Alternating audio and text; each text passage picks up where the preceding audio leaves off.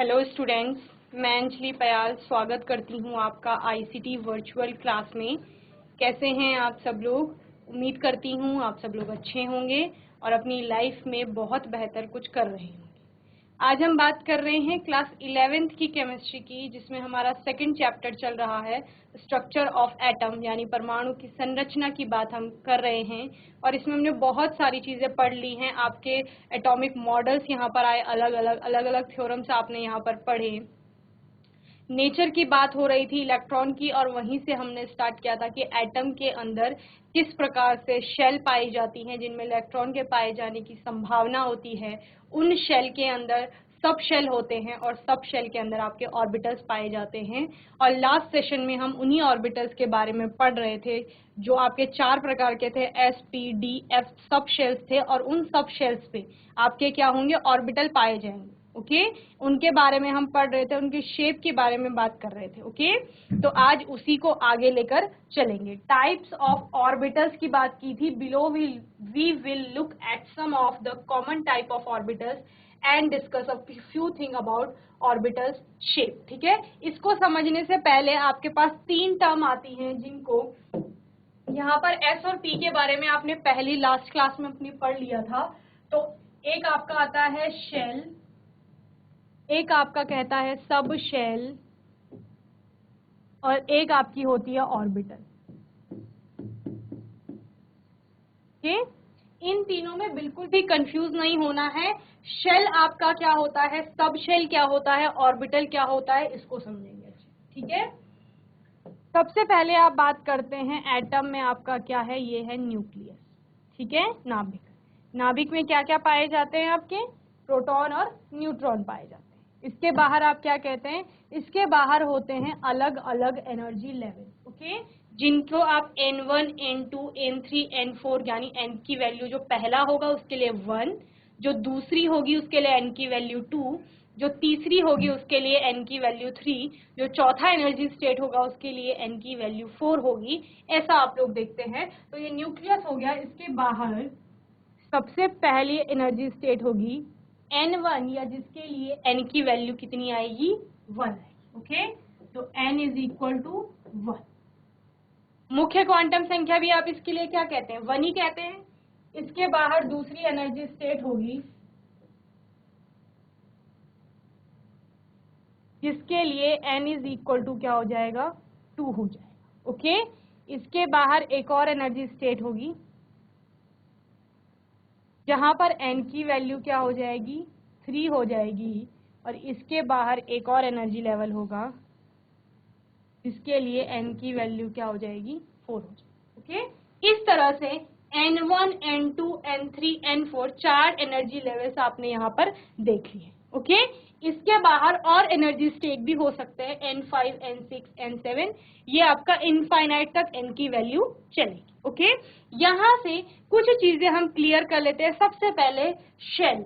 Shell आपकी क्या होती है? तो जो ये N1, N2, N3, N4 आपको दिख रही हैं, ये सारी क्या है आपकी? शेल्स, यानी N1, N2, N3, N4। Okay, एक शेल की बात अगर आप करेंगे तो ये जो आपको पहला सर्कल दिख रहा है ये क्या है? N1 है, यानी कि ये एक शेल है। ओके, इस शेल के अंदर क्या पाई जाएंगी? सब शेल पाई जाएंगी। वो सब शेल कितनी प्रकार की होंगी? 4 प्रकार की होंगी, जिनको आप क्या कहते हैं? S, P, D और F कहते हैं।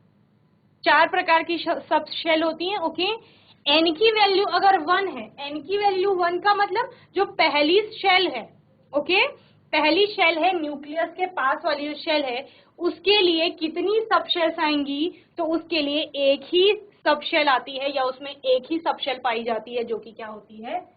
S होती है।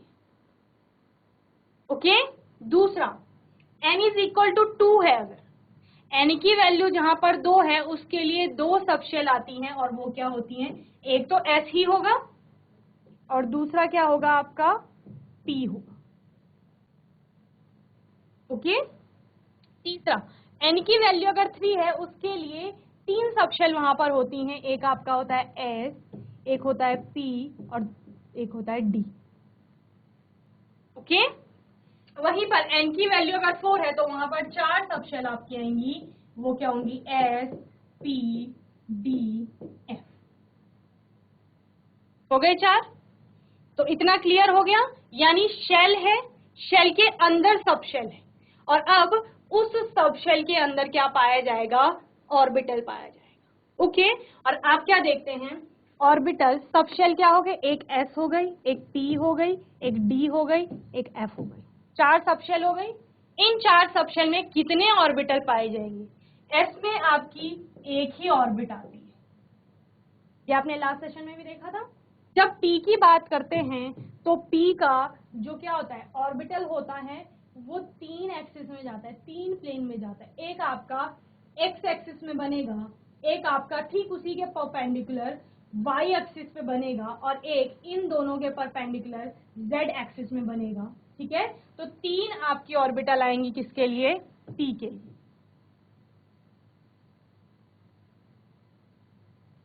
ओके, वहीं पर D की बात करते हैं तो D की आपकी 5 ऑर्बिटल्स बनती है। ओके,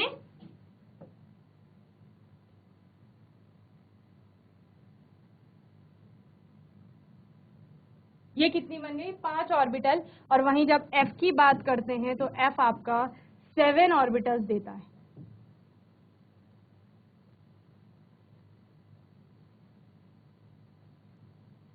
7, तो क्या हो गया, S के लिए 1 ऑर्बिटल, P के लिए 3, D के लिए 5 और F के लिए 7 ऑर्बिटल। ओके, तो इतना आपको समझ में आ गया होगा। शेल क्या है, जो ये आपकी N1, N2, N3, N4, N5 ये एनर्जी लेवल्स बताए जा रहे थे। सब शेल क्या है, अब उस शेल के अंदर कितने और सब शेल पाए जाएंगे, वो आपका सब शेल है, जैसे SPDF 4 हमने बताए। उन SPDF के अंदर और कितने ऑर्बिटल पाए जाएंगे, जहां इलेक्ट्रॉन के पाने जाए की संभावना है, वही आपके अलग अलग ऑर्बिटल्स बता रहे हैं। ओके, तो इसको जल्दी से नोट करिए, इतना आपको क्लियर हो गया होगा, फिर हम और अच्छे से इसको समझते हैं। ओके,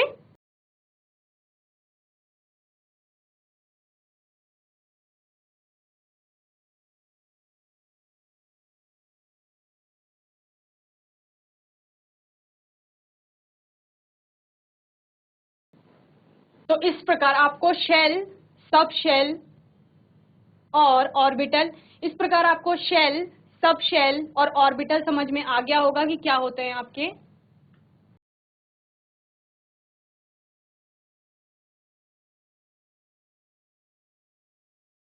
अब बात करते हैं कि ऑर्बिटल में हमने क्या बोला, पहले भी हम कह रहे थे कि इन एनर्जी लेवल्स में आपके इलेक्ट्रॉन पाए जाएंगे, फिर हम क्या कह रहे हैं, उसके अंदर सब शेल है, उनमें इलेक्ट्रॉन पाए जाएंगे, और एक्चुअली आपके इलेक्ट्रॉन कहाँ पाए जाते हैं, ऑर्बिटल में पाए जाते हैं। और आप कहते हैं कि एक ऑर्बिटल में आपके मैक्सिमम 2 इलेक्ट्रॉन होते हैं, जहां पर आपने स्पिन क्वांटम नंबर्स में क्या देखा कि दोनों इलेक्ट्रॉनों का स्पिन क्या होता है, ऑपोजिट होता है। ठीक है, एक को आप अपवर्ड डायरेक्शन में दिखाते हैं, दूसरे को डाउनवर्ड। तो यानी S में अगर एक ऑर्बिटल है, एक ऑर्बिटल में कितने इलेक्ट्रॉन, 2 इलेक्ट्रॉन।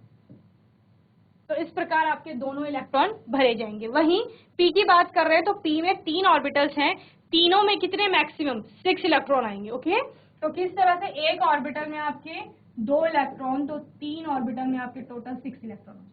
ओके, D की बात करते हैं तो D में आपके मैक्सिमम कितने इलेक्ट्रॉन आएंगे, 10 इलेक्ट्रॉन्स आएंगे। क्यों, क्योंकि 5 यहाँ पर ऑर्बिटल्स बन रहे हैं। ओके, वहीं अगर F की बात करेंगे तो इसमें मैक्सिमम 14 इलेक्ट्रॉन आ सकते हैं। ओके, तो इस तरह से आप ऑर्बिटल में किस तरह से इलेक्ट्रॉन पाए जा रहे हैं वो भी समझ गए हैं। ओके, अभी समझते हैं जिन SPDF सब शेल की हम बात कर रहे हैं, उनके अंदर ये ऑर्बिटल पाई जा रही हैं, इन ऑर्बिटल का शेप क्या था। लास्ट सेशन में आपने S और P की बात करी थी कि जो आपके S और P ऑर्बिटल होते हैं, S ऑर्बिटल के बारे में पढ़ा था, तो इसका शेप कैसा होता है, आपका स्फेरिकल शेप होता है इसका। ओके, और वहीं पर जब आपने P ऑर्बिटल को समझा था तो P ऑर्बिटल का शेप कैसा था, आपका डम्बल शेप उसका आ रहा था। ओके, और डम्बल शेप किस प्रकार था, ये अलोंग द एक्सिस इसकी ऑर्बिट्स बनती है, यानी अगर ये ये एक्स प्लेन है तो इसी में इसकी एक्स यानी px जो ऑर्बिटल बनेगी वो एक्स प्लेन में बनेगी। ओके, इसी एक्सिस में बनेगी। वहीं जब y की बात करें तो y आपका किस में बनेगा, y प्लेन में बनेगा, और जब z की बात करेंगे तो वो z एक्सिस में बनेगी, जिस प्रकार यहाँ पर दिख रही है। ये x एक्सिस है आपकी, तो इसी में आपका क्या बन रहा है, x वाली ऑर्बिटल बन रही। ओके, अगर बात करें y की तो ये y वाली क्या है, एक्सिस है, और इसी में आपका क्या बन रहा है, y वाली ऑर्बिटल बन रही है। ओके, z एक्सिस पर आपकी क्या बन रही है, z ऑर्बिटल बन रही है। 3 ऑर्बिटल हमने बोले, वो क्या क्या है, px है आपका पहला, दूसरा py है, और तीसरा क्या है, pz है। और मुख्य क्वांटम संख्या के आधार पर आप क्या बोलते हैं कि कौन सी एनर्जी लेवल में ये ऑर्बिटल पाई जाएगी। जैसे आपने कहा कि जब एनर्जी लेवल 1 था, n की वैल्यू 1 थी, तो वहां पे एक ही ऑर्बिटल थी जो कि s थी। ओके, तो वो क्या हो गई थी, 1s। p कहां पर मिला आपको जब n की वैल्यू 2 हो गई, तो यानी वो क्या होगी, 2px होगी, और 2py, 2pz इस प्रकार की होंगी। अगर थर्ड में आप देखते हैं, थर्ड एनर्जी स्टेट आता है तो उसमें 3px हो जाएगा, 3py और आपका 3pz। इसी तरह चौथे अगर एनर्जी लेवल में जाते हैं तो 4px, 4py और 4pz, और ऐसी ही चलती रहेंगी। वहीं पर आप क्या बोलते हैं कि 3px की जो एनर्जी होगी वो 4px की तुलना में क्या होगी, कम होगी, और 2px की तुलना में क्या होगी, ज्यादा होगी। तो जिस तरह से आप न्यूक्लियस से दूर जाते जाएंगे वहां इलेक्ट्रॉनों के पाए जाने की संभावना कम होती जाएगी, लेकिन एनर्जी ऑर्बिटल्स की क्या होती जाएगी, बढ़ती। ओके, इसी वजह से यहाँ पर दिखाया गया था कि 4p की एनर्जी क्या होगी, 3p से ज्यादा होगी, और 3p की एनर्जी क्या होगी, 2p से ज्यादा होगी। ओके, अब आज के सेशन में हम तीसरा ऑर्बिटल देखते हैं, d orbital. Okay, d orbital क्या है, the d orbital is clover leaf और 2 डम्बल्स इन अ प्लेन, या इसको क्या कहा जाता है, डबल डम्बल शेप भी इसको कहा जाता है। Okay, for d orbital the value of l is equal to 2। d के लिए l की वैल्यू यानी एजीमुथल क्वांटम नंबर की वैल्यू क्या हो जाती है, 2 हो जाती है, यानी जहां पर l इज इक्वल टू 2 होगा for d। Okay, the maximum value of principal quantum number n is 3। Okay, minimum value of quantum number, क्योंकि आपने क्या देखा कि तीसरे से अगर 2 पर आप शिफ्ट हो रहे हैं तो 2 पर आपको 2 ही सब शेल मिल रही है, s और p। n की वैल्यू मिनिमम d के लिए कितनी होनी चाहिए, 3 होनी चाहिए, तभी आपको d वाली सब शेल वहां पर प्राप्त होगी। ओके, अभी भी आपने देखा था जब आप थर्ड एनर्जी n की वैल्यू 3 पर गए तभी आपको 3 वहां पे सब शेल मिली, s, p और d थी। ओके, तो d आपको थर्ड एनर्जी लेवल से ही मिलना शुरू हुई, तो आप इसीलिए क्या कह रहे हो कि मिनिमम वैल्यू कितनी है प्रिंसिपल क्वांटम नंबर की, 3 है, और वहीं पर आपको क्या मिल रहा है, d सब शेल भी मिल रही है। The value for l can not be greater than n-1। l की वैल्यू कितनी नहीं हो सकती, n-1 से ज्यादा नहीं हो सकती। The value of ml corresponding to d orbital are -2, -1, 0, +1 and +2। ml क्या था आपका, चुंबकीय क्वांटम संख्या थी। ओके, मैग्नेटिक क्वांटम नंबर, उसकी वैल्यू क्या है, 5 वैल्यूज आएंगी उसके लिए, +2, -1, 0, +1, +2। ओके, और यही आपको क्या बता रही हैं कि d में 5 ऑर्बिटल होंगी। ओके, जो हमने इससे पहले देख लिया।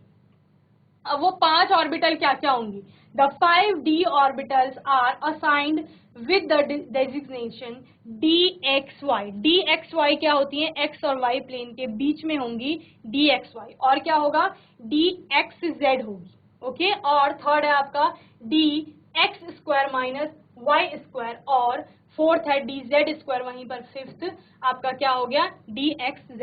यानी एक हो गई dxy, dyz, dxz या zx आप जिसे बोलते हैं, dx² - y² और dz²।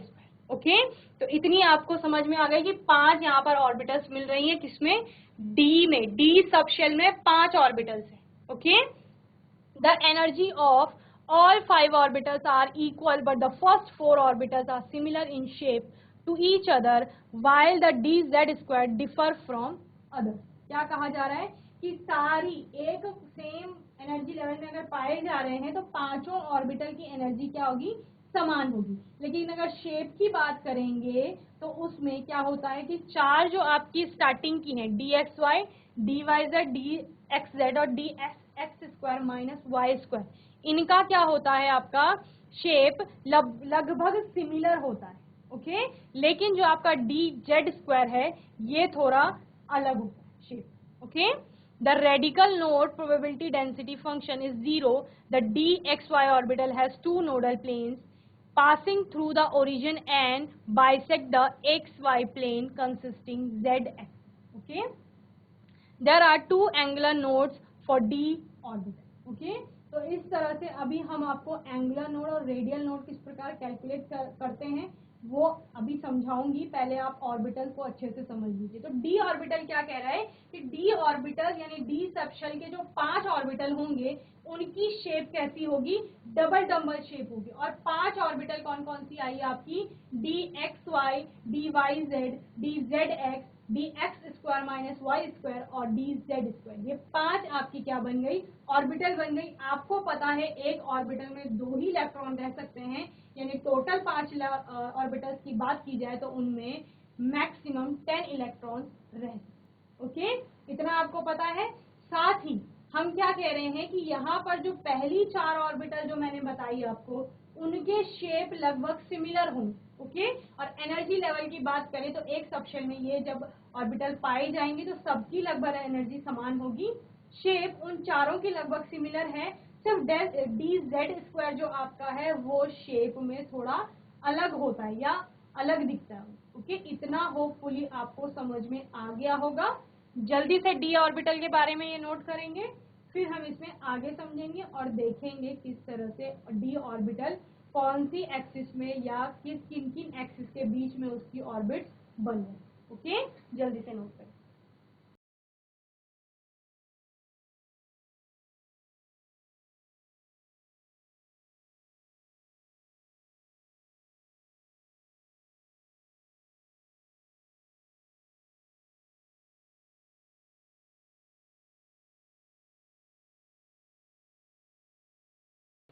इस प्रकार ये 5 ऑर्बिटल्स आपको दिख रही हैं। पहला ऑर्बिटल जो आपका क्या है, डी एक्स वाई जिसे आप कह रहे हैं वो ये है। ठीक है, तो डी एक्स वाई ऑर्बिटल आपको दिख रही हैं। ये ऑर्बिटल एक्स और वाई के बीच में।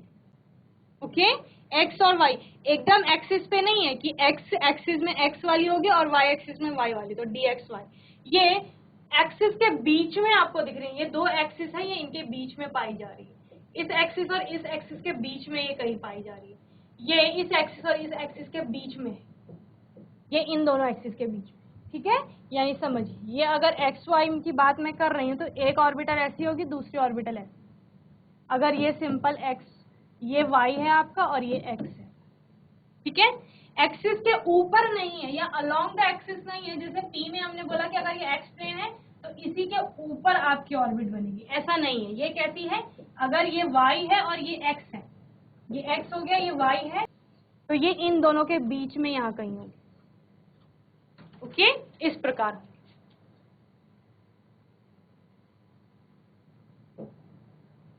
वहीं ये आपकी हो गई डी वाई जेड, तो ये भी आपको क्या दिख रही है, वाई और जेड प्लेन के बीच में ये बन रही है। ठीक है, अलोंग द एक्सिस ना होकर के बिटवीन द एक्सिस ये ऑर्बिटल है। तो वाई और जेड के बीच में एक ऑर्बिटल ये बनी आपकी, ओके, और दूसरी वाई और जेड के बीच में ये। ओके, वहीं पर डी एक्स जेड भी इसी प्रकार है। एक्स और जेड जो प्लेन है या एक्सिस है उनके बीच में ऑर्बिटल पाई जा रही है। ओके, डी एक्स स्क्वायर और माइनस वाई स्क्वायर क्या होती है, ये अलोंग द एक्सिस होती है, यानी एक्सिस पर ये ऑर्बिटल आपको देखने को मिलेंगी। वहीं डी जेड स्क्वायर कुछ इस प्रकार से होता है। ठीक है, ये जेड एक्सिस में होगा लेकिन बीच में इसका स्फेरिकल शेप का भी एक ऑर्बिट दिखाई देती है। इसीलिए क्या कहा गया कि ये और ये चारों क्या है, सिमिलर है शेप में, यानी एक जैसे हैं लगभग। सब में आपको 2-2 डंबल दिखाई देंगे, यानी डबल डंबल जिनको कहा जा रहा है। ओके, वहीं पर डी जेड स्क्वायर की बात करें तो उसका शेप इन चारों से क्या है, थोड़ा अलग है। ओके, तो कितनी चीजें समझ में आ गई कि 5 ऑर्बिटल्स हैं। 5 ऑर्बिटल क्या है? D x Y, D Y Z, D Z x, D x square minus Y square और डी जेड स्क्वायर। ठीक है, और क्या कहा? ये 4 ऑर्बिटल जो होंगी इनका सिमिलर शेप होगा।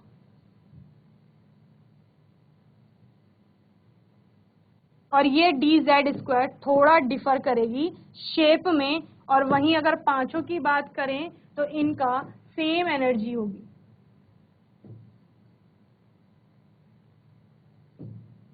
ओके, तो इतना किसके बारे में आ गया? ये डी ऑर्बिटल के बारे में। ओके, तो वहीं पर अगर हम किसकी बात करते हैं, अगर हम एनर्जी लेवल की बात करते हैं, तो मिनिमम कहां से चलना शुरू किया? 3 से। प्रिंसिपल क्वांटम नंबर 3 होगा सबसे पहली जो डी की ऑर्बिटल आएगी उसके लिए, या डी की सबशेल आएगी उसके लिए। तो उसके हिसाब से क्या हो जाएगा? 3dxy, 3dy z, 3dz x, 3dx square minus Y square और 3dz स्क्वायर। वहीं अगर 4 इन शेल की बात करें तो उसके लिए 4dxy, 4dyz, 4dzx, 4dx square minus Y square और 4dz स्क्वायर। इस तरह से चलते हैं। और अगर आप 3D और 4D को कंपेयर करें तो आप क्या देखेंगे कि 4D का एनर्जी ज्यादा है as compare to 3D। Okay, तो इतना आपको होपफुली ऑर्बिटल्स के बारे में समझ में आ गया होगा, किस प्रकार से डी ऑर्बिटल्स हैं जो 5 उनका शेप मिल रहा है। ओके, जल्दी से इनको नोट करेंगे फिर नेक्स्ट देखेंगे।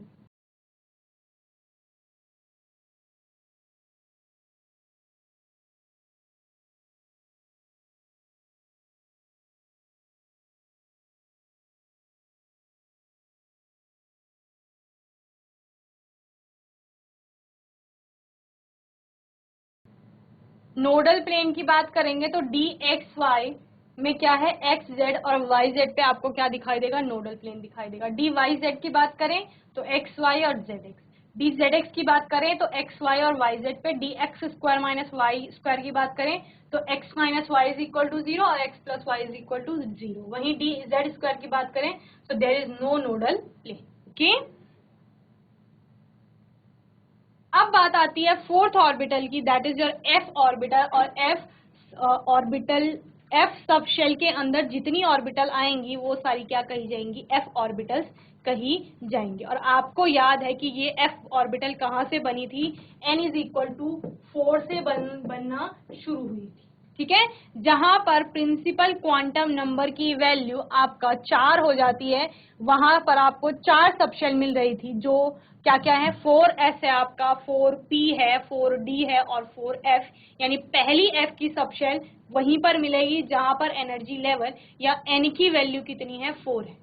f orbital has diffused shape. इसका शेप कुछ फिक्स नहीं है, अलग अलग प्रकार के इसके शेप होते हैं, डिफ्यूज्ड होता है। For f orbital the value of L is equal to 3। जो F होता है उसके लिए azimuthal quantum number F subshell के लिए L की वैल्यू क्या हो जाएगी? 3 हो जाएगी। और ये L की वैल्यू 3 क्या होगी? ml के केस में -3 टू +3, तो -3 टू +3, -3 -2 -1 0 +1 +2 एंड +3। तो टोटल कितनी हो गई है? 7। ठीक है, तो यानी f ऑर्बिटल्स जो होती हैं वो कितनी होती हैं? 7 होती है। ओके, तो एक f सब शेल में 7 f की ऑर्बिटल्स पाई जाएंगी। ओके, तो there are 7 f orbitals. Okay, और इन्हीं f ऑर्बिटल के शेप की बात हम यहाँ पर कर रहे हैं कि वो शेप कैसा है? डिफ्यूज्ड है। और उसी की बात हम करें, जब f ऑर्बिटल्स लिखा है दैट मीन्स कि f सबशेल के अंदर कितनी ऑर्बिटल्स आएंगी, और वो कितनी है? वो है 7 ऑर्बिटल्स हैं। ओके, 7 ऑर्बिटल्स कौन कौन सी हैं? The 7 orbitals are fx x square minus Y square, fy x square minus Y square, fxyz fz cube, fyz fxz square, fz square minus Y square. Okay, तो ये 3 लगभग आपको एक जैसी लग रही होंगी, fx और x square minus Y square, fy x square minus Y square, fz x square minus Y square, लगभग समान है। एफ एक्स वाई जेड एक है, एफ जेड क्यूब एक है, और एफ वाई जेड एक है, और एफ एक्स जेड स्क्वायर एक है। ओके, तो इतना समझ में आ गया। क्या क्या समझ में है? एफ सब शेल की बात करें तो उस सब शेल के अंदर 7 एफ की ऑर्बिटल्स पाई जाती है। ओके, इनके लिए अगर हम बात करें तो मिनिमम जो आपका प्राइमरी क्वांटम संख्या जिसे आप कह रहे हैं, या मुख्य क्वांटम नंबर आप जिसको कह रहे हैं, उसकी वैल्यू, प्रिंसिपल क्वांटम नंबर की वैल्यू कम से कम 4 होनी चाहिए। जब n की वैल्यू 4 होगी तभी आपको पहली एफ सबशेल मिलेगी, और उस एफ सबशेल के लिए azimuthal quantum number that is your L, उसकी वैल्यू कितनी होगी? 3 होगी। और उसके हिसाब से चुंबकीय क्वांटम संख्या यानी मैग्नेटिक क्वांटम नंबर्स की कितनी वैल्यू हो जाएंगी? 7 वैल्यूज हो जाएंगी। वो क्या कहता है? -3 to +3 सारे लिख दो। तो -3 to +3 कितने? 7 वैल्यूज हो गई। इन 7 वैल्यूज के लिए 7 ऑर्बिटल पाई जाएंगी, और वो 7 ऑर्बिटल किसकी हैं? एफ की हैं, और वो सातों ही हैं। ओके, जल्दी से एफ ऑर्बिटल्स के बारे में नोट करिए, फिर आगे देखते हैं।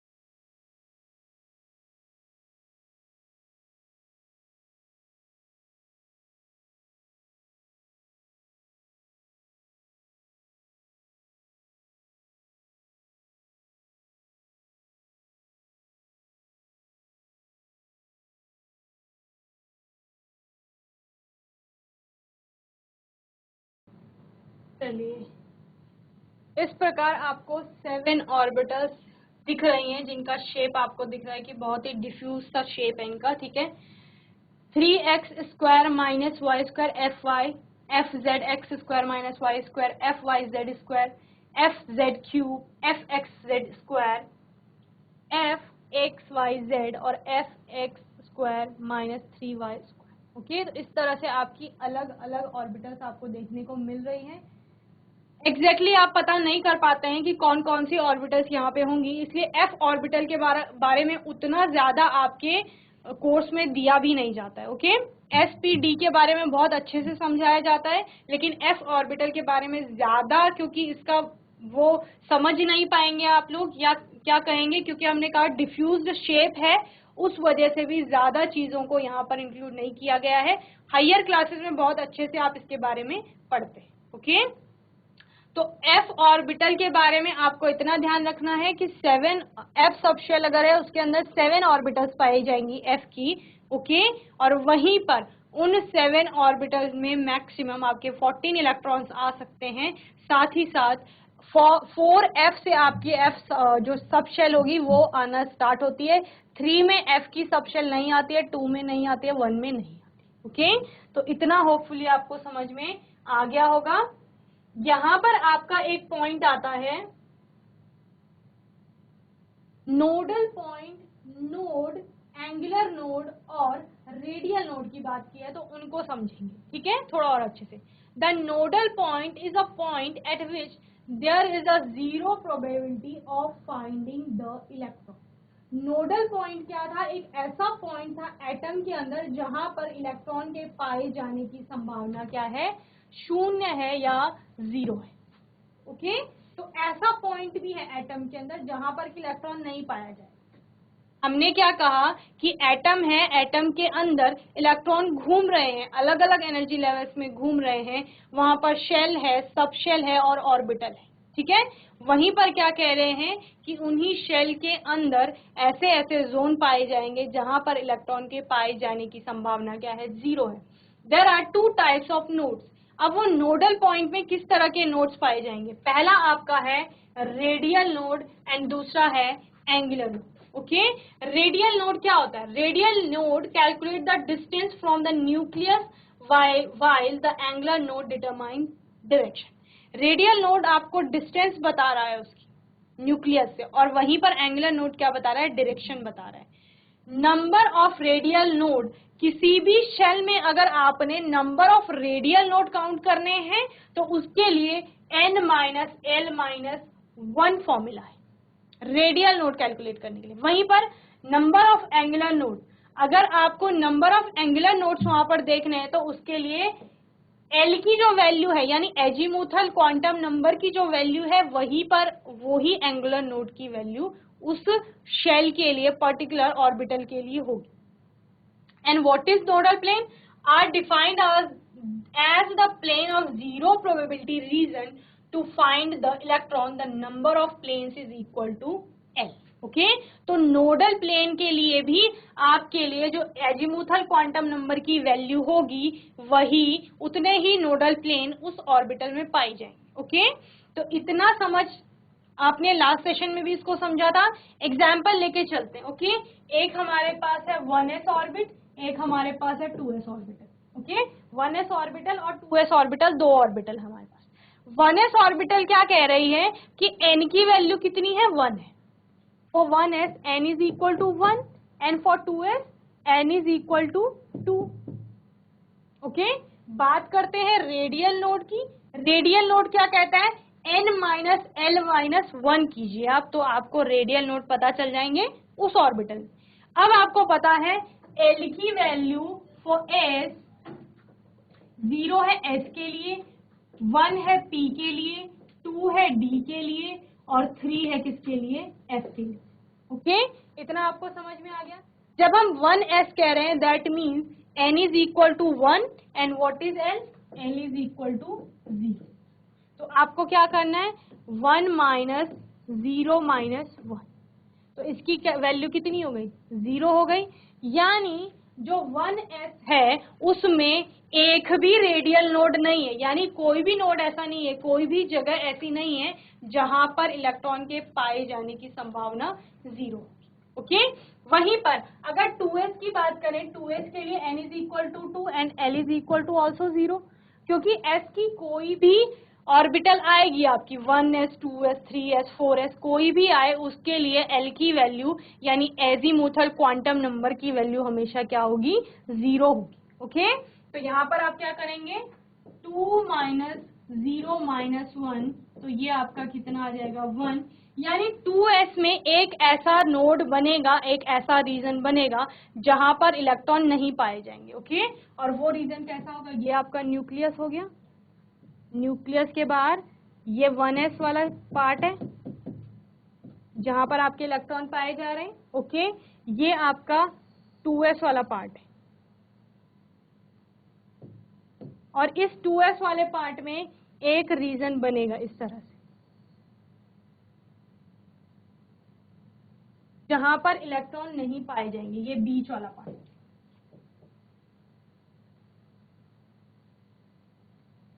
तो ये क्या हो गया आपका? Radial node.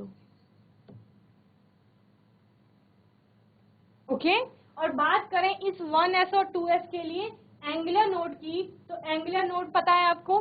Angular nodes is equal to l। l means जो एजीमुथल क्वांटम नंबर की वैल्यू होगी, और दोनों ही केस में एजीमुथल क्वांटम नंबर यानी l की वैल्यू क्या है? 0 है। मतलब s वाली ऑर्बिटल कोई सी भी हो, किसी भी एनर्जी स्टेट की हो या कोई भी उसके लिए प्रिंसिपल क्वांटम नंबर हो, यानी n की वैल्यू कितनी भी हो उससे फर्क नहीं पड़ेगा। ओके सारे केसेस में s वाली ऑर्बिटल के लिए कोई भी एंगुलर नोड नहीं आएगा, यानी ये तो रेडियल नोड हो गया। और एंगुलर नोड की बात करें तो s for 1s 2s 3s and so on is equal to 0. So there are no angular node in s orbital. Okay तो यहाँ कोई भी एंगुलर नोड नहीं होगा किसके केस में? s ऑर्बिटल के केस में। ओके तो इतना आपको समझ में आ गया होगा। जल्दी से इसे नोट करेंगे पूरा, फिर आगे देखेंगे p ऑर्बिटल के लिए। ओके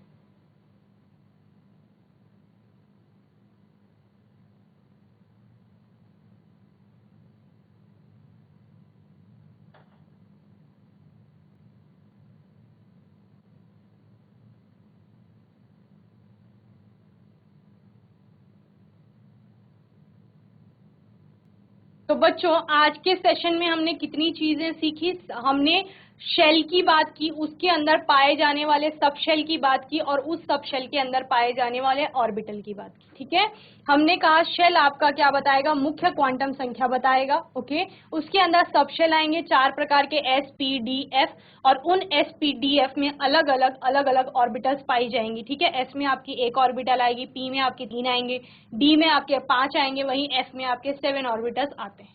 उनके शेप की हमने यहाँ पर बात की और एटम के अंदर एक ऐसे रीजन की बात की कि जहां पर इलेक्ट्रॉन के पाए जाने की संभावना 0 होगी, उनमें हमने एंगुलर नोड और रेडियल नोड की बात की, जहां पर हमने एग्जांपल देखा 1s और 2s का। ओके, होपफुली आज का सेशन आपको अच्छे से समझ में आया होगा। रेडियल नोड और एंगुलर नोड को आने वाले सेशन में हम और ऑर्बिटल्स के लिए भी और अच्छे से समझेंगे। तब तक आपको रिवाइज करना है, कोई डाउट होगा, क्वेश्चन होगा तो आप लोग नेक्स्ट सेशन में पूछ लेंगे। तब तक के लिए आईसीटी वर्चुअल क्लास से जुड़ने के लिए धन्यवाद।